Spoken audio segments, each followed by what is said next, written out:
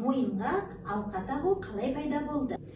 Сүлеймен Былқыс патшаның атағын естіп, оны көрмекке ынтық болды. Оған хат жазып, қонаққа шақырады.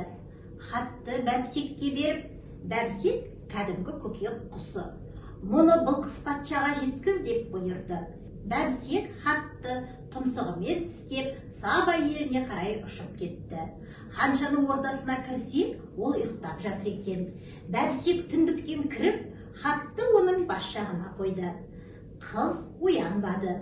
Бәбісек оны көкірегінен шоқып оятты. Былқыс оянса, қасында хат жатыр екен.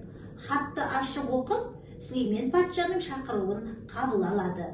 Бәбісектің тұмсығының ізі Былқыстың көкірегінде тыртық болып қалып қояды. Бәбісек оны көріп қорқып кетеді.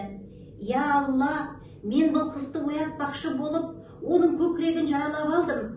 Бұл жайды Сүлеймен патша білсе, мені өлтіреді, мені құтқара көр деп Тәңірге жалбарынады. Сол кезде Жебірейіл пештен дүр гауһармен өрнектелген алқа әкеліп тақты. Былқыс көркіне көз тоймайтын көркем аруға айналды.